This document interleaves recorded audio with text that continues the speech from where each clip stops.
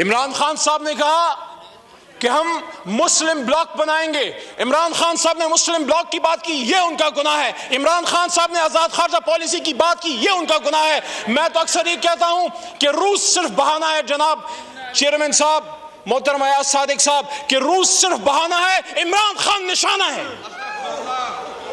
عمران خان کا گناہ یہ ہے کہ اس نے وزیر اعظم پاکستان ہوتے ہوئے ختم نبوت کی بات کی, اسلامک امہ کی بات کی, مدینہ کی ریاست کی بات کی. عمران خان کا گناہ یہ ہے کہ اس نے سامراج کے سامنے کھڑے ہو کے یہ بات کی کہ ایبسولوٹلی ناٹ.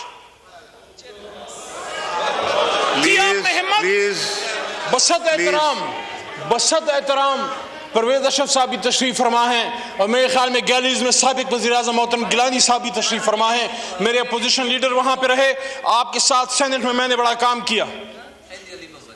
لیکن جناب چیئرمین صاحب, ایک وہ بھی وقت تھا دنیا نے دیکھا کہ یہاں پہ امریکن بوٹس آئے, ایبٹ آباد آپریشن ہوا, اور ایک یہ بھی وقت ہے کہ وہ وہاں منصوبے بناتے رہے کہ اگر عمران خان کی حکومت نہ گری تو Pakistan things will get tough for Pakistan. اور یہ بھی کہتے ہیں کہ ہاں اگر عمران خان کی حکومت گر گئی اور عدم اعتماد جو آپ نے ابھی کامیاب کی ہے کامیاب ہو گئی تو ہم پاکستان کو معاف کر دیں گے.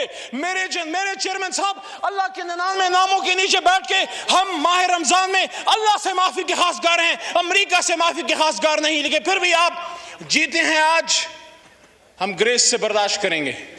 لیکن یہ میری بات یاد رکھیے گا, یہ میری بات یاد رکھیے گا جناب چیئرمین صاحب, چلتے ہیں دبے پاؤں کہ کوئی جاگ نہ جائے, چلتے ہیں دبے پاؤں کہ کوئی جاگ نہ جائے. غلامی کے اسیروں کی یہی خاص ادا ہے. دوبارہ سناؤں, چلتے ہیں دبے پاؤں کہ کوئی جاگ نہ جائے, غلامی کے اسیروں کی یہی خاص ادا ہے. ہوتی نہیں جو قوم حق بات پہ یکجا, اس قوم کا حاکم ہی فقط اس کی سزا ہے.